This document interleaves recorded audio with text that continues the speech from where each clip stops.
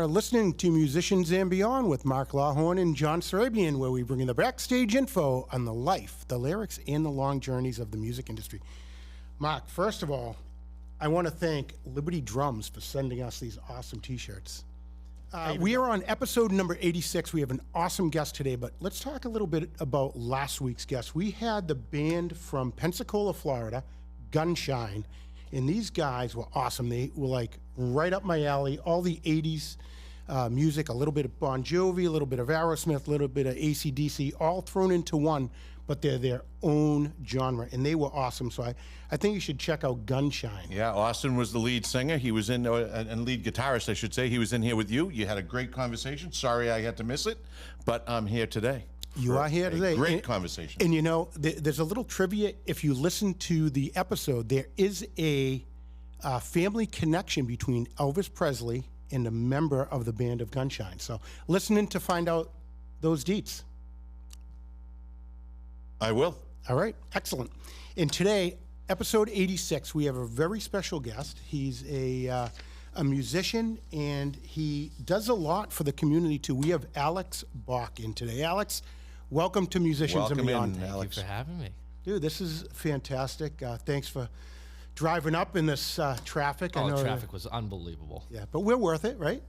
We'll see by the end of it. We'll see. Yeah. Okay, it's too early to tell. Yeah, exactly. I get it. So you are a musician. You're a drummer and a singer for a band called Generation 3. Yeah, well, drummer. I sang one song one time, and everybody holds it against me. It was a one-time deal, but yes. Dude, you sang in a song, so you are a singer. If that's the definition, we'll go with that. Tell us a little bit about Generation 3 band. Yeah, so it was a band, believe it or not. I was finishing up high school, and I needed a school project, a senior project. And I thought, well, let me do the most work, but yet the minimum amount of work I could possibly do. So I thought, let's put on a concert, as any normal graduating senior would say. And it was the height of COVID, 2020, you couldn't do anything. So we said, the only way this is gonna happen is a drive-in. And we went through all these other ways, social distancing, and it kind of sucked. So we said, let's just do the drive-in. So I scrounged together a band of all the guys I knew, pros in Boston. It's great because I'm the crappiest one in the band. So everybody else is great. They can learn the songs. They're just waiting on me. So it's awesome. And we had the first show. We had Mr. Gary Sharon and Pat Badger come and do a couple songs with us. It was an instant hit, and we're going to be on our 4th year of doing it this year. Wow, that's pretty cool. Those are some names. You did go get the A-list, right? We grabbed a couple guys from around town. Yeah, he's got a A-list that we'll talk about in a little while. But right now your band has a new video out. Is it done? It's just for me. I have a new video coming out in a week of a cover of "Glitch" by Parkway Drive. 3, 2, 1.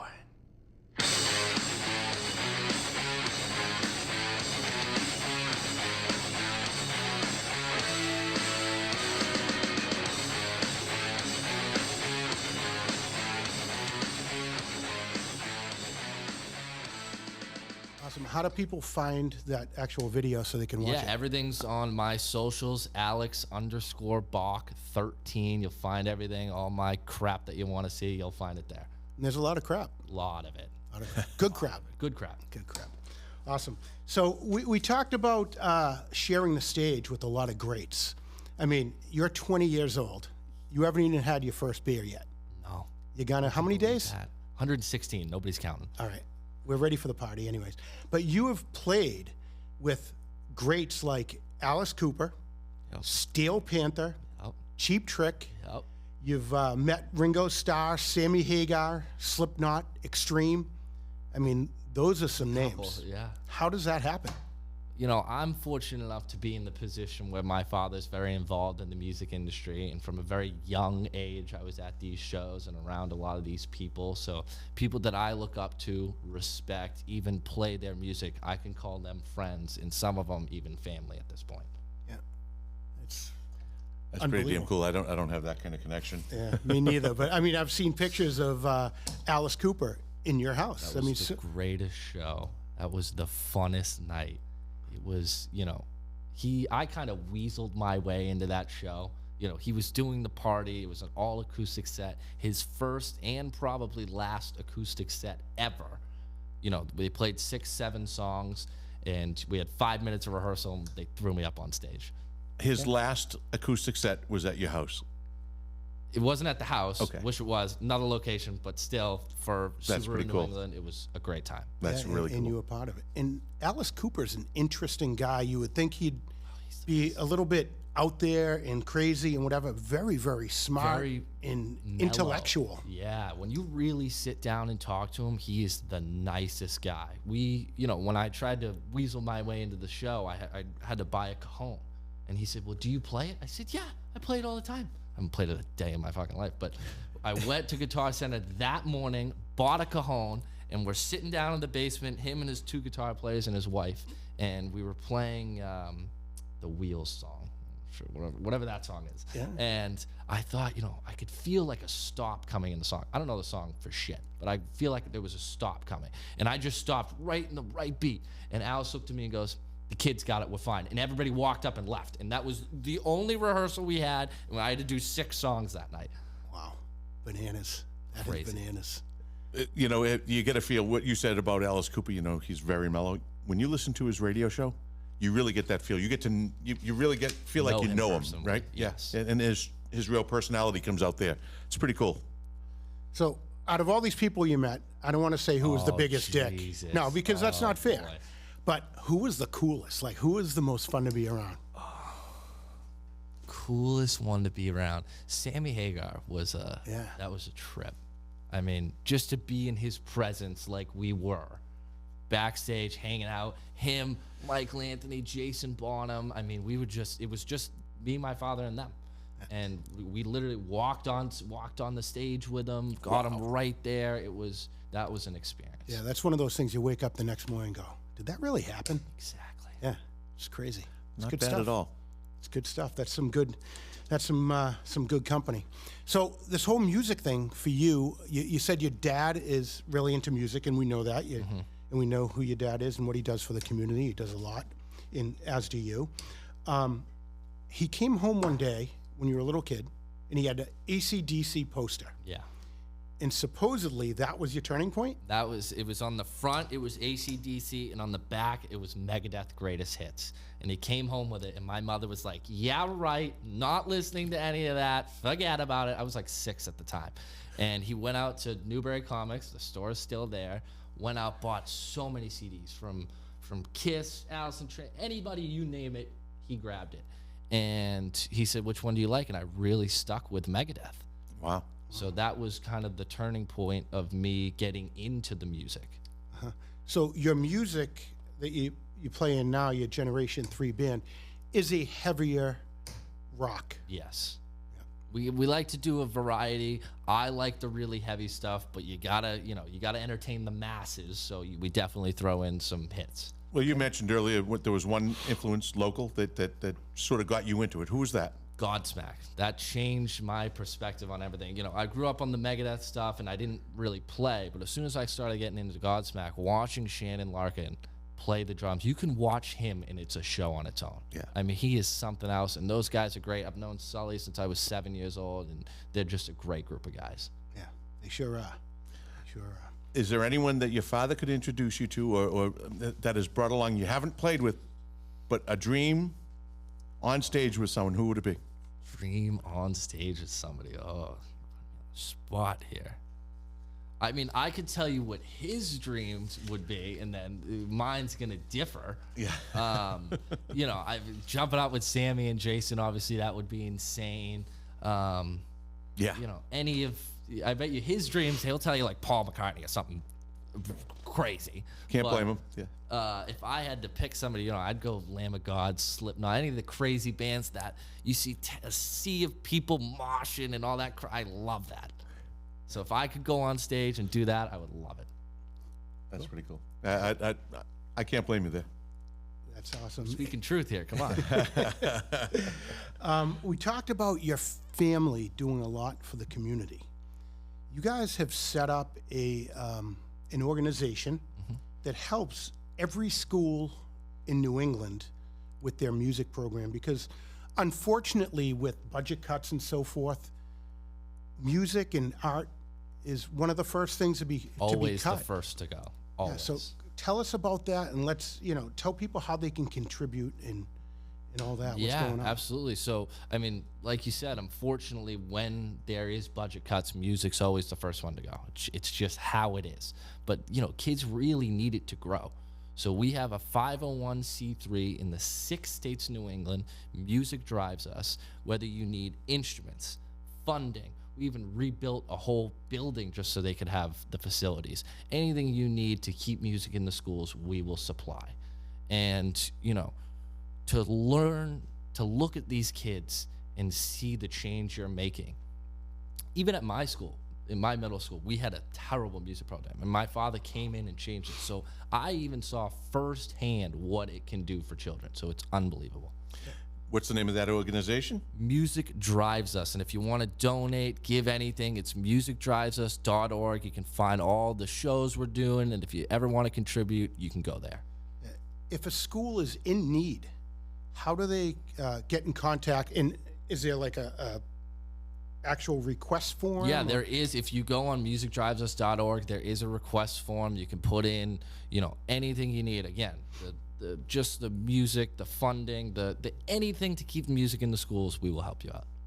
One of the things you mentioned is the importance of music and what it does, and aside from the escape and the ability to learn and grow there, we also know that music has those practicing music, learning music, have better math scores, better reading comprehension, all the things that go along educationally.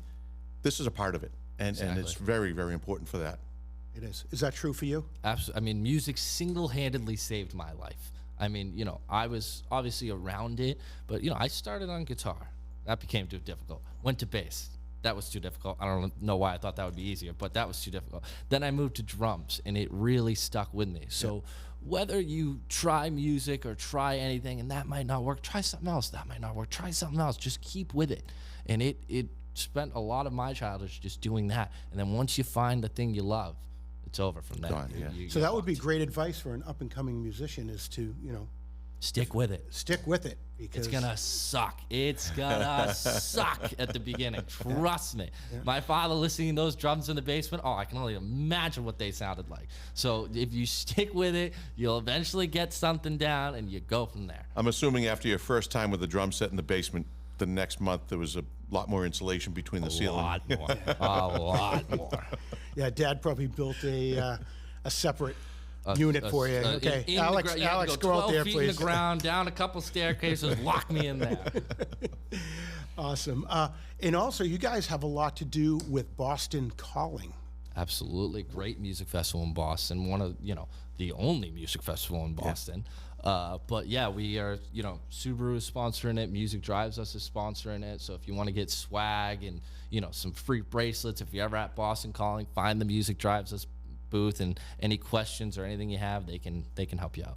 Cool. And how many bands play at that? It's a full weekend festival. Full Friday, Saturday, Sunday. I mean, there is 20 plus bands a day for 3 days. I mean, I've gone the last 6 years, and it's a great time. Yeah, and you were saying before we came on that this is one that you're really looking forward to. Great lineup this year. They got a lot of good guys. I'm definitely excited. Yeah, great. Tell us the location, Boston Calling. Boston Calling. It's on the Harvard Athletic Fields. Google it. Couldn't tell you how to get there. Right Google off it. Soldiers You'll Field Road. Figure it out. But it's going ways. I'm not your GPS. Left on Spitbook, right on Daniel Webster. There you go. So tell us some more about what's going on in your life. Yeah, I mean, as a drummer myself, I'm just, I have the Generation 3 band. I love those guys to death. We do covers, and, we're trying to get some stuff out there, but it's a little tough. The guys are a little older than me. I hate to say it, but I'm the young one in the band. So they've done this. They've been through all the crap. They don't want to tour, and, but we love playing music together, so I'm sticking with that. But I'm trying to, venture out there, get myself out there, more content, and just push myself as a drummer. If anybody's looking for a drummer, metal, rock, you look at my Instagram, you better call me. Tell us about the kit you play with. You set up on stage. Sometimes Can it be shrunk down? Can it be massive? What Yeah, do you we work with? started massive. We learned how difficult that was. So now I have a 6-piece DW that I actually bought off the guys in Steel Panther. They sold me that set. I love it to death. That's pretty nice maple DW set. I love it.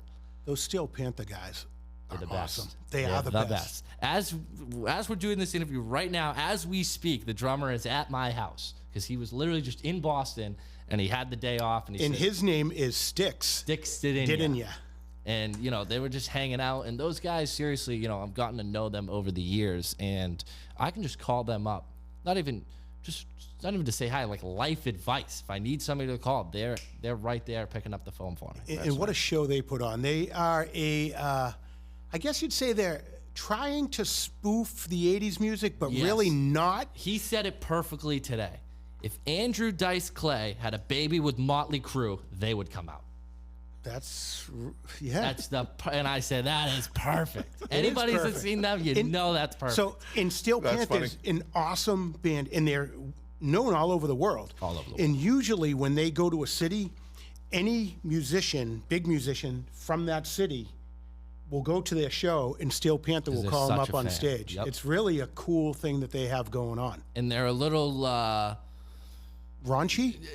I would say, not so kid friendly, I would put it. The first few years I knew them, I wasn't allowed to go to the shows. So Yeah. I was like 10 or 11. But, once I started going to the shows, they were the first people I jumped on stage with. I was 13 years old. And I came out for like the last song. And they bring out like all the girls at the show that want to come on stage. They'll bring them on stage. Wow. So I'm walking out 13 years old. They did my makeup. I had the full get up going. And they walked up and I was super nervous. You're playing in front of 3,000 people, sold out at the House of Blues. And, the drummers goes, what are you nervous for? So it's a lot of people. He goes, Alex, look, you're 13. They have to cheer for you. That's right. You can go up there and do nothing. They have to cheer for you. For sure. Alex, you're 20 years old. 10 years from now, where do you see yourself? Where do you want to be? Oh, Jesus Christ. Well, I graduate. I'm in my junior year of college right now, so I got one more year. Yeah. If everything goes to plan, I have one more year. But after that, I honestly don't know. I don't even know what I'm doing tomorrow, if I'm being honest with you. So, I'm taking it day by day. And I do work at the dealerships right now. I sell cars over at Ferrari, so that's a really cool experience. And, obviously it's going to be in the car industry. I'm going to school for, if anybody can believe it, automotive marketing management. Shocker, I know. So, once I get out of that, I would love to do music for a living. If my father's listening to this, I forget that, but I would love to do music for a living. But, it's a grueling industry. Yeah. Heartbreak after heartbreak. But you know what? You have to do what you love. Exactly. Your dad's paved a path for you. He's done both cars, automotive, and music. Yep. You've got it right there in front of you. A roadmap is there, and he's obviously very successful doing both. Yeah. So Dad's just follow a his great footsteps. musician. He graduated from Berkeley, 4 years. He's one of the few that That's one of the things that people don't know graduated. about your dad, I think. Yeah. Is that he's a Berkeley graduate. But, I was fortunate enough to get invited down to your house for some filming of a fishing episode with Charlie Moore. And That crazy bastard. Yeah, I he love him is. to death, but What holy shit. Yeah, he's a nut. But, your dad jumped right on stage with Pat Badger and Gary Sharon of Extreme and fit right in. Yeah. It's like he's got the long hair. He's got the look for it. No shoes. He didn't have shoes. I was just going to say, he yeah. went up barefooted. Yep. Yeah, no. He's a somewhat of a free spirit. Oh yeah, we were in the house. We're lucky he had pants on. Yeah. So, who is actually in your band? So I have a few just, local natives that have been around the scene and been around the metal scene before. I have Matt LaPierre, who's a guitar player. He's unbelievable. You're asking me for last names now. I'm going to mess this up. They're going to kill me. So I get Josh, Sean, Bill, and they're just pros. Yeah. It's easy for them. It's like they never left. Couple of the guys were in a metal band called Hope Before the Fall, and Matt's doing a lot of solo stuff. Matt LaPierre, check him out on Spotify. It's insane. For a guy, I know I'm not super into guitars, but for a guy I know that has little stubby fingers, he is the best guitar player I know. and they're just so, it's easy. I can tell them, I'll give them a set list of 20 songs and tell them to know it by a week, and they'll be fine. I'm the only one that needs to be concerned. What's your next project? What do you want to do as far as I with would the love- band? Where would you like to play? I would love to get a group of guys together my age, and start touring with a new band. I'm fortunate enough that I have a lot of opportunities when I get out of college that I could go down a couple roads with music and know a few people. So if I could get a new band together and tour and really push and a lot of guys that are just hungry. Not that my guys aren't great, but they've been through it.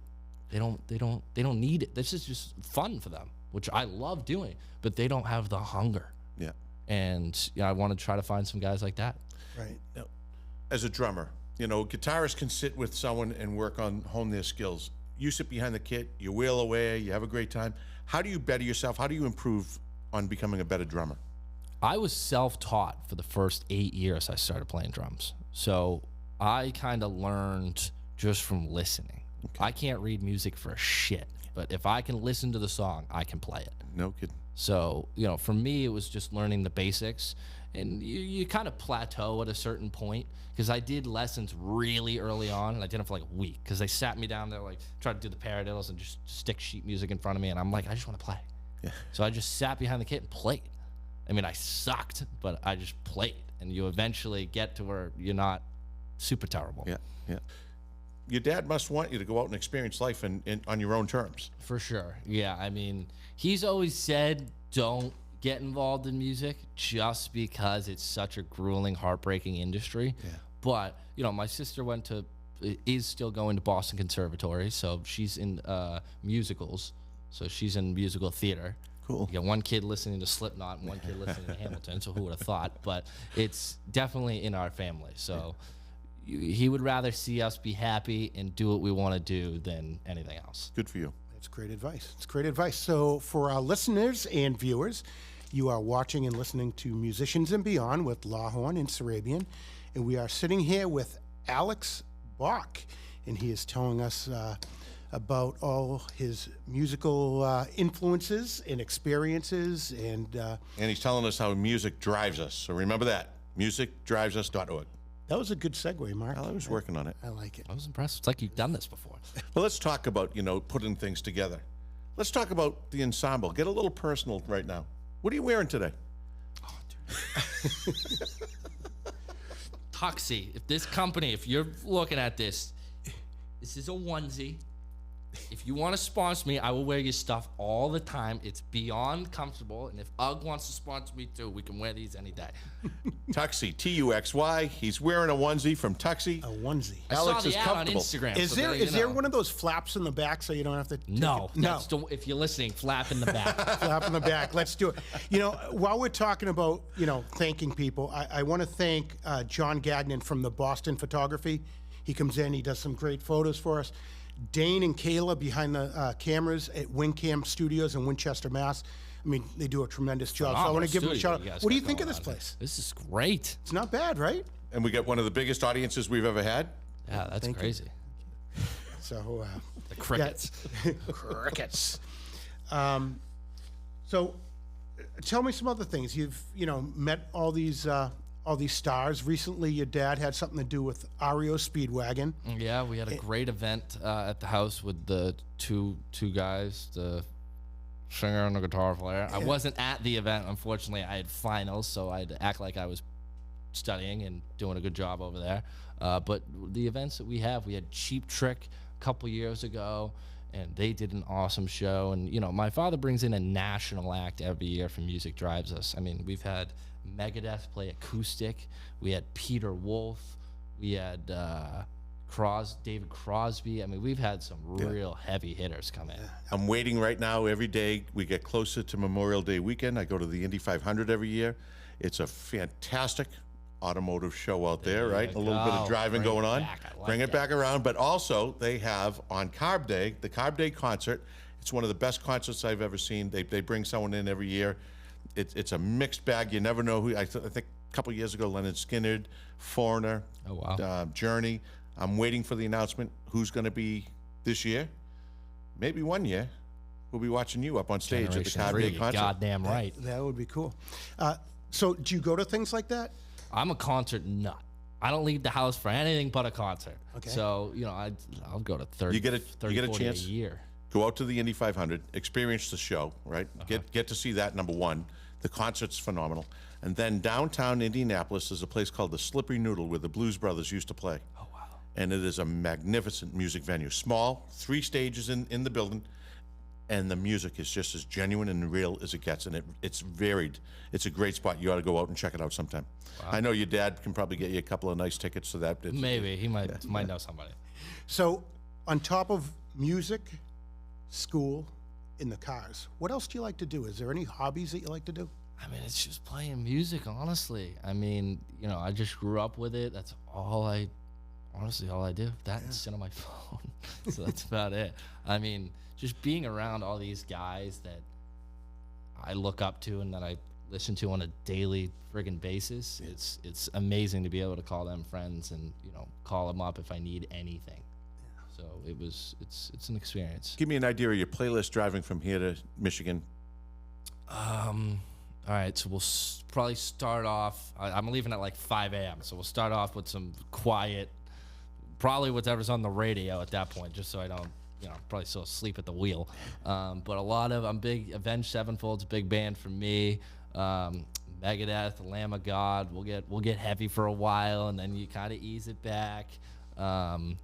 You'll start off 90s rock, 90s, 2000s metal. Then you might go into some 70s classic rock in the middle, lower it down. And then honestly, I'll throw on some podcasts too, because my brain can't handle that much music. It's like a 13-hour drive. And I got a question. Who is your favorite podcast that you listen to?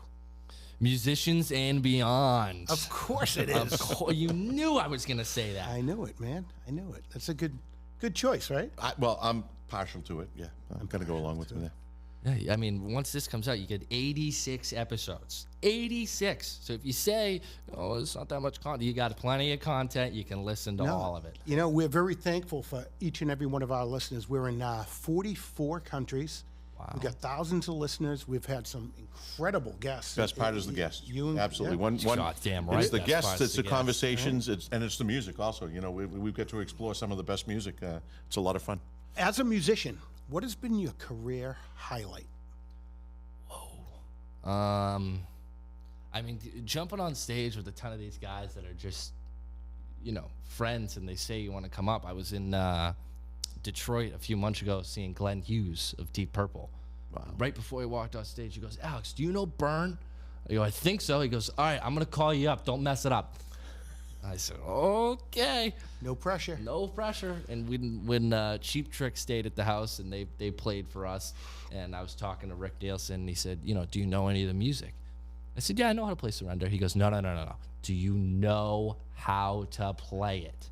I said, "Yeah, I think so." He goes, "All right, you can play it tonight." And as I'm walking on stage, I had to scoot by him, and he puts his hands on my shoulders. He goes, "Don't fuck this up, kid." Great, here we go. No pressure. And how do you do? I think I did good. Yeah. I mean, the videos I can watch. I personally, I don't know about you guys, I hate watching myself because I'm so critical. Any show I play or anything, I hate looking at it. So, if I could make it through it, then I think I did a decent job. Okay, so That's pretty cool. You're 20 years old. You're just really getting involved in the music at the level you want to be. And you've already had some of the greatest highlights, right? I mean, that's a cool thing, and good for you. I don't know how we could go up. I'm waiting for the hill to go. It's going to be a slow Listen, when you get to downhill. the top, just stay on top. Just keep I'm riding. going to try. That's all. I'm going to try. That's really cool. And at 20 years old, I mean, to share the stage with some of these biggest names in the world is unbelievable. Yeah. Again, those are moments you wake up and go, "What the hell was that?" And, as a young kid, it's kind of funny because you'll go on stage and play with Cheap Trick, and then I'll go to some of my friends and be like, "Look at this," and they'll go, "What the hell is that?" Yeah. Who are those old guys? Who are those old guys? And, you're hanging out with some of these legends, like, Glenn Hughes at Deep Purple in the Rock and Roll Hall of Fame. Denny Lane, God rest his soul, he just passed away, but me and him were jamming Band on the Run. I mean, come on. Yeah. Now, you brought up something. Have you been out to the Rock and Roll Hall of Fame? I have not. I would love to, but I have Ohio, not. right? Ohio, I believe it's in Cleveland? Yeah, it's the only reason you need to go Ohio. Who has given you the best advice, and what was it? I think I'm gonna Steel Panther. I'm gonna name drop It again, was Steel Panther, the, and they said, "Chase every girl you can." Oh, no. we'll have that conversation later. But Brad Whitford of Aerosmith. Okay. I was talking to him, and I was debating on whether I wanted to go to college for music or kind of stick to the automotive. And he said, you don't need 4 years of music theory and of just sitting there learning whatever. If the music's inside of you, it's inside of you. You're gonna have it the rest of your life. Go get the business degree, because nowadays it's not like 1980 where you can rock up in Hollywood and get a gig. Now you need to know the finances, how you're doing on social media. There's so many other aspects that you really need to know the business a lot more than the actual music itself. So that was great advice. Now that's really good advice. That is good. And it, we've had some people on that have given advice, as they think about all the things they've gone through, and a lot of them now come back to know the business, know the legalities, know your contract, and know the other aspects of it, as you just said, the social media, the marketing end of it. There's a lot that you have to put into it. Because a lot of these people get sucked into these contracts, and Slipknot is a great example. When they signed with Roadrunner, they had a 5-album deal, and with the first 2 blowing up like they did, you're stuck in that deal. You'd like to be like, oh, 5 albums, holy shit, and you do love what you do, and you want to be famous, but you really don't think it's actually going to happen. The 0.01% that make it. But when you get to a height like that and you're stuck in those deals, you're glad you're there, but you're kicking yourself in the leg a little bit. Yeah. Right. So it's a double-edged sword. Do you, deep in your soul, do you really want to be at the top of the game? If somebody came to me with a 5-album deal right now, I'd sign that thing so goddamn fast. Because you've talked to these guys, and it's not really what it's cut out to be. It's a lot of hard work. You got to be the special kind of person to be able to leave your family, leave your kids. Yep. Be away for sometimes 2-3 months on end. And it's the 0.01% that can make money, that can tour, and that can live off of it. So if you're even touring, I don't care if you're making $30,000 a year. If you're making money and you're living off of that and you're making music, congratulations, you win. You're the top 1%. Yeah. But, as you have said and many people have said before, it's really about the love of music. It's really, if it's in you, you're going to do it, whether you're making money at it or not. The bonus is making money, right? The beauty is making the music. Exactly. Nuno, I read in an interview, he said, never try to play music for money. The money will come later, and it might come a lot later than you even expect, but just play the music. And if you really love it and you appreciate it, the money will come. If you can survive in that gap between loving and earning, you win. You win. You win. I don't care if you're making 3 cents. If you're making money playing music, you win. So where can we find you next? Where are you going to be on stage? Where can people come see you? I mean, if you come to the next Steel Panther gig, you'll probably see me there. But besides that, we will have another drive-in or esque show this summer for Music Drives Us, whatever it is. And, just Generation 3 band on Instagram. You'll see us out there. Hopefully we'll get a couple shows in the book this summer.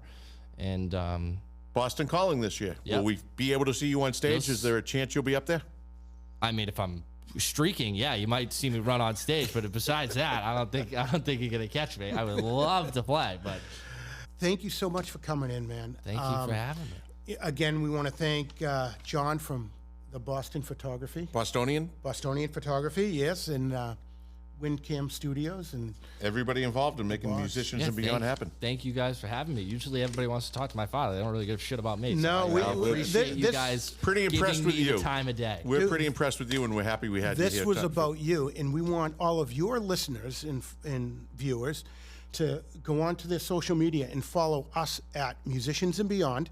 And we want all our Musicians and Beyond listeners and followers to go on and follow Alex Boch and his band and all the things that he's raising money for and helping out the youth of America. Get over to his Instagram page. Give Alex a follow at Alex_Boch13. If you need a drummer, you need some sort of anything, please give me a call. Yes, bands out there right now, everyone listening, anyone listening, if you're looking for a heavy metal drummer, make sure you reach out to Alex Boch through his Instagram. You can call us reach out to us at musiciansbeyond@gmail.com. We would love to put you in touch with them. God We damn like right. to think everyone comes in as an acquaintance and leaves as a friend. So I love it. thank you for being our friend. Thank you for having Alex, me. thanks for coming in and talking with us today. We appreciate it. Of course, anytime.